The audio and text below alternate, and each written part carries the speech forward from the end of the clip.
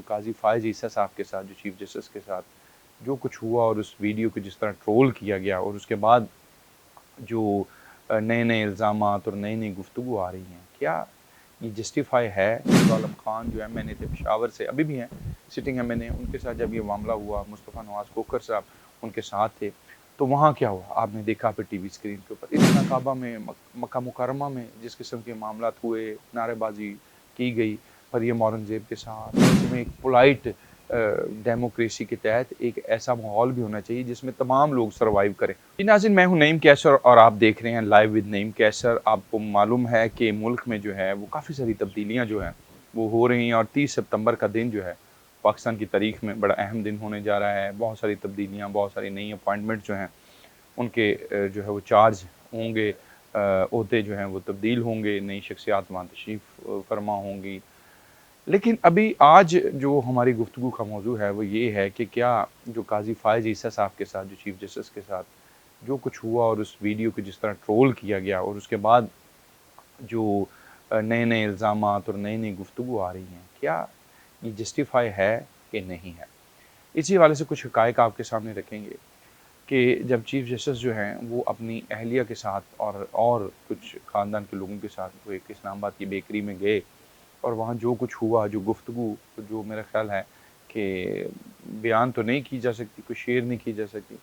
क्या हमारे मुआशरे का और हमारी सोसाइटी जो है वो इस बात की मुतहम्मल हो सकती है कि चाहे कोई भी शख्सियत हो, कोई भी शख्स हो, कोई भी पर्सनैलिटी हो, कोई भी आम शहरी भी हो, तो क्या हम इस चीज़ को बियर कर सकते हैं कि जब हमारा ख़ानदान हमारे साथ हो और कोई भी आए वहाँ या कोई वहाँ मौजूद शख्स जो है, वो इस किस्म की गुफ्तगू हमारे साथ करे?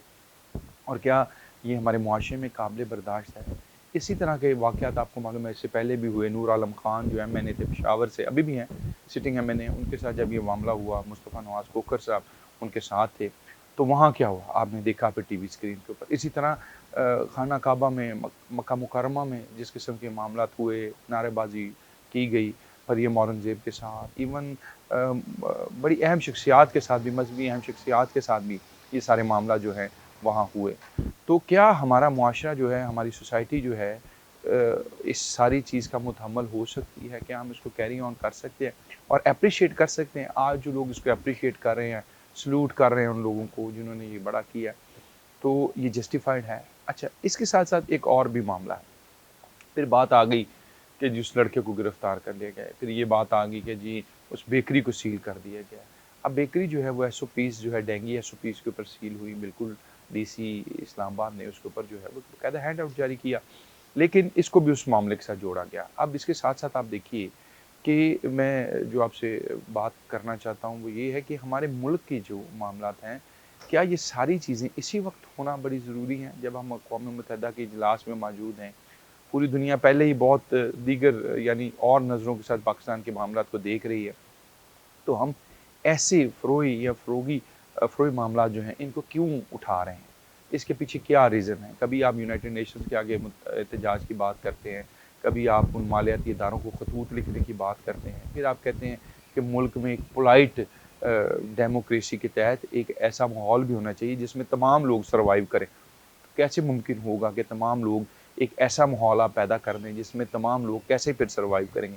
क्या ये जो लोग ये फ़ज़ा क्रिएट करते हैं रियासत को और रियासती अदारों को, उनके ख़िलाफ़ फिर क्या एक्शन नहीं लेना चाहिए? या कल को जो लोग इस किस्म की हवा पैदा कर रहे हैं, ये जो एनवायरनमेंट क्रिएट कर रहे हैं, क्या रियासत को उसके ख़िलाफ़ नहीं खड़ा होना चाहिए? बिल्कुल खड़ा होना चाहिए, इसमें तो कोई दो राय नहीं है। लेकिन आज फिर आप एक ऐसा बराबरी का माहौल भी माँगते हैं, आप ऐसी चीज़ें भी माँगते हैं, लेकिन साथ-साथ ऐसी एनवायरनमेंट भी क्रिएट करते हैं, आपके लोग जो हैं, वो उसको प्रमोट भी करते हैं। आप सुप्रीम कोर्ट के आगे जाके मतलब काज़ी फ़ायज़ ईसा जो चीफ़ जस्टिस हैं, उनके खिलाफ मुज़ाहरा भी करते हैं, उसमें बंदे भी नहीं फिर आप ला सकते।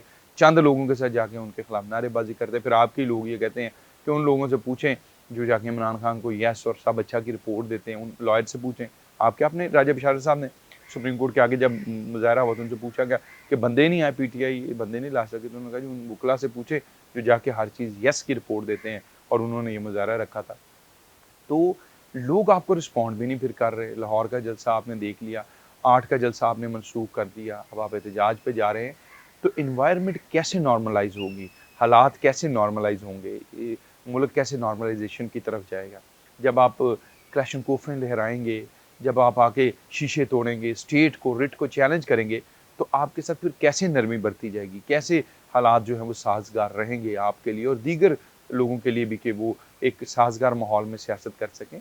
तो इन चीज़ों पे हमें सोचने की ज़रूरत है। खुदारा इन पे सोचिए। मेरा ख़्याल है अगर पॉलिसी को रिव्यू करना पड़े तो रिव्यू भी कीजिए कि किस तरह हमें इन चीज़ों को नॉर्मलाइज़ करना है, क्योंकि जब तक नॉर्मलाइज़ नहीं होगा तो चीज़ें दिन ब दिन सख्त होती जाएँगी, हालात आपके लिए कठिन और सख्त होते जाएँगे। अगर कोई ये सोचता है कि इससे कोई भी इदारा, कोई भी रियासत जो है वो अंडर प्रेशर आ जाएगी, तो मेरा ख़्याल है ये आपने करके देख लिया बहुत ज़्यादा अरसा तक।